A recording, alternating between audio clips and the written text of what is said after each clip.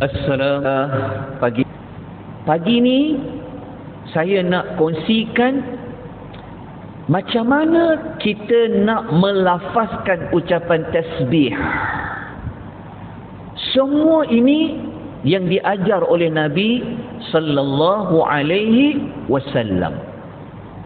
Jadi cara yang pertama nak ucapkan kalimah tasbih, kita ucap dengan ucapan subhanallah.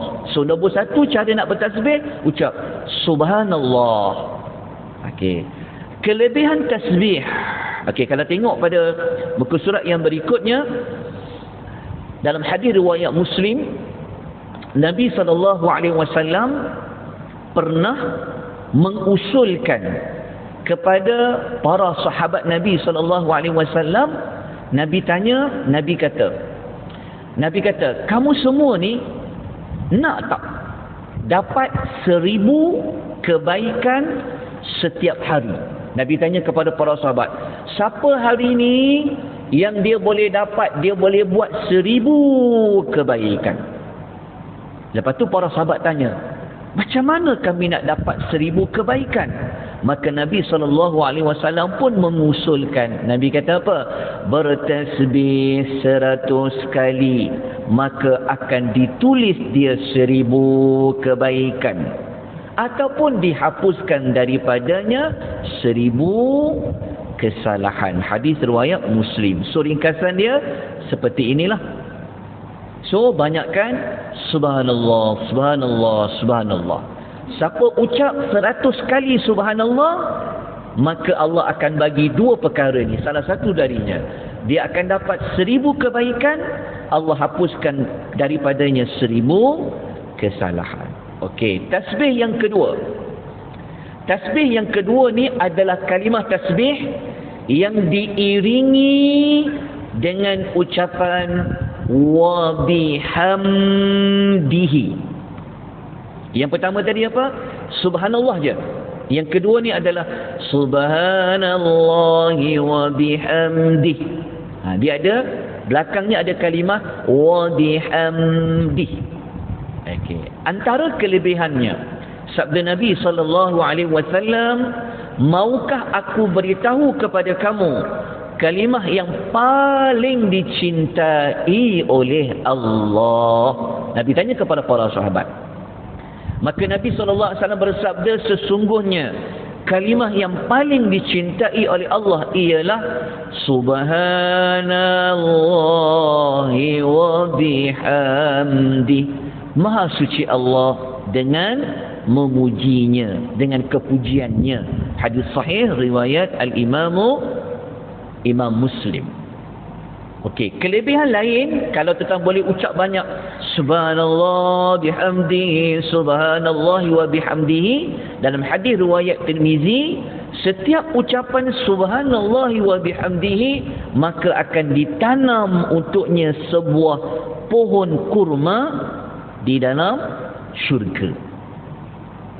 Sekali sebut subhanallah bihamdihi, Allah akan tanam satu pohon kurma di dalam syurga. Lagi banyak dia sebut, lagi banyak ditanam pohon kurma di dalam syurga. Dan kalau tuan-tuan mampu mengulangi subhanallahi wa bihamdihi sebanyak 100 kali, pagi 100 kali, petang dia ucap 100 kali, maka nanti di hari akhirat, kata Nabi SAW, dia membawa amal yang lebih utama daripada ucapan tasbih tu. Maksudnya nanti Nabi kata dia akan bawa nanti di akhirat dengan ganjaran yang besar dari Allah Azza wa Jalla. Kalau mampu 100 kali pagi, 100 kali petang. Dan ada satu lagi hadis lain, hadis riwayat Bukhari, kalau tuan-tuan mampu ucap subhanallah wa bihamdihi dalam sehari 100 kali, Allah akan gugurkan dosa-dosanya, sekalipun dosa itu banyak seperti buih di lautan. Hadis riwayat Al-Bukhari. Okey, dah dapat berapa kalimah tasbih? 2. Pertama subhanallah. Yang kedua Subhanallah wa bihamdihi. Dan kita pergi yang ketiga. Yang ketiga ni dia panjang sikit lagi. Yang ketiga ni dia gabung antara tasbih, pujian dan pengagungan. Apa dia? Subhanallahi wa bihamdihi. Tadi kita baca nombor 2 kan? Ni ditambah sikit. Subhanallahil azim. Dia panjang lagi. Ini lafaz yang ketiga. Subhanallah wa bihamdihi subhanallahil azim. Hadis ini masyhur. Ramai orang yang dah pun amalkan, teruskan mengamalkannya. Apa kelebihan dia?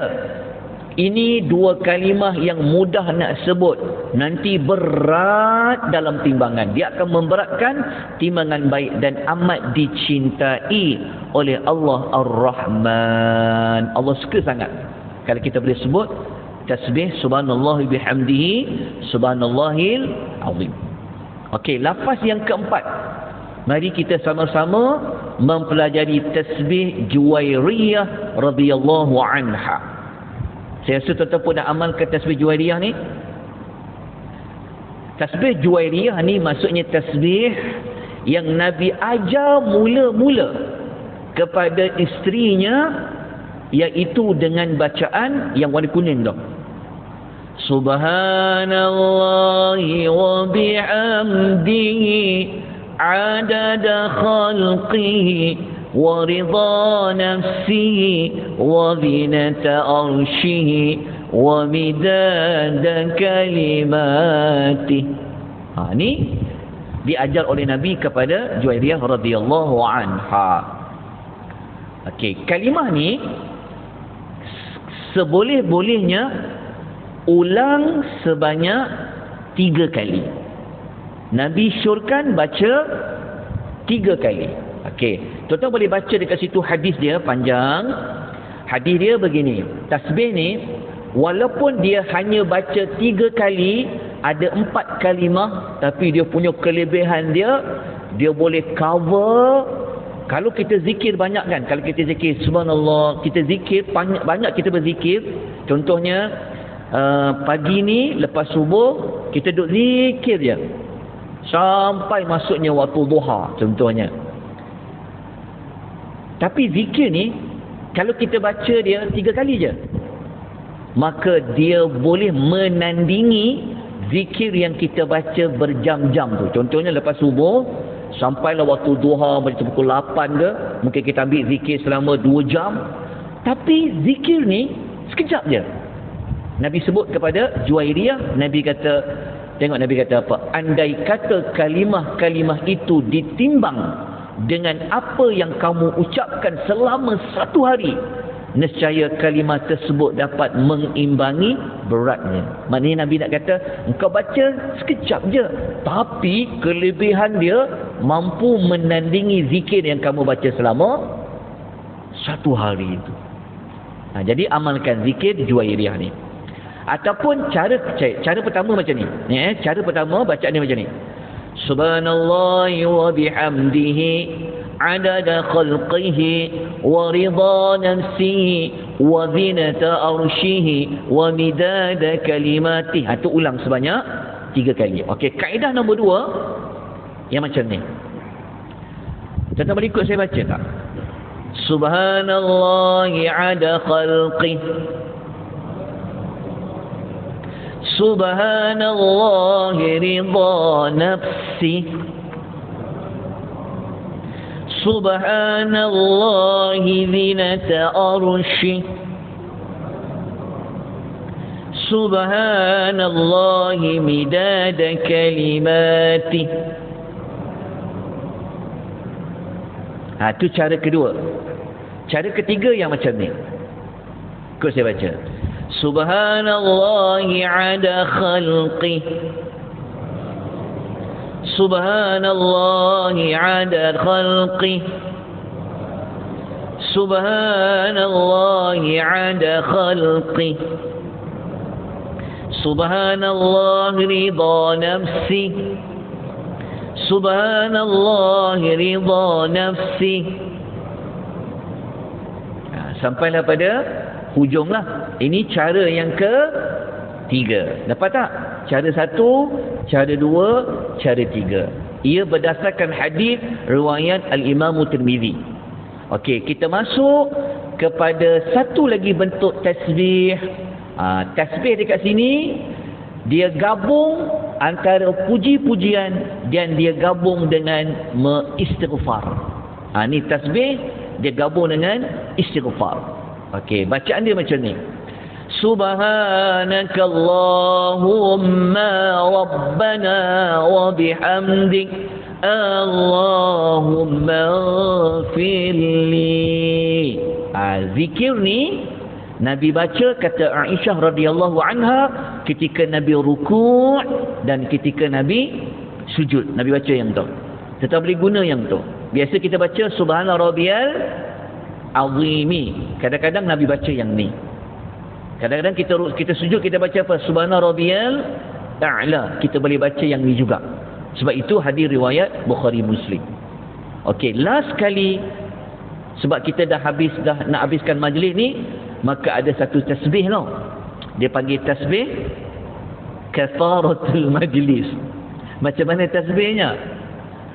Subhanakallahumma wa bihamdika ashhadu an la ilaha illa anta astaghfiruka wa atubu ilaik. Yang ni pun boleh baca. Tambah-tambah lagi kalau kita nak menutup, kita nak berpisah, kita nak berhenti daripada sesuatu perbincangan. Kita boleh baca tasbih kafarah ni. Tasbih kafarah ni, tasbih penghapus dosa ni, kenapa dia panggil tasbih kafarah? Tengok dekat hujung tu, ada seorang lelaki, dia kata, "Ya Rasulullah, engkau baca tasbih subhanakallahumma wa bihamdika asyhadu an la ilaha anta ni, engkau tak pernah baca pun sebelum ni?" Maka Nabi SAW pun bersabda, Nabi kata zikir tu jadi apa? Kafaratun. Nampak tak perkataan? Kafaratun lima yakunu fil majlisi. Ia adalah sebagai kafarah, sebagai penebus dosa atas apa yang terjadi di majlis tersebut. Riwayat Abu Dawud. Itu orang panggil tasbih apa? Kafarah. Kafarah tu apa? Penebus dosa. Ialah kita tak perasan waktu kita bincang, waktu kita sembang, mungkin kita ada melakukan dosa, maka mesti ditutup dalam majlis itu dengan membaca tasbih penebus dosa. Disebabkan kita dah baca tasbih ni, maka habislah pengisian kita pada pagi ini. So kita dapat belajar apa? Ada berapa ucapan tasbih? Subhanallah, subhanallah bihamdihi, subhanallahi wa bihamdihi, subhanallahil azim. Lepas tu tasbih Juwairiyah dengan 3 cara bacaan, dan adanya tasbih bersama dengan istighfar dan tasbih penutup majlis. Alhamdulillah.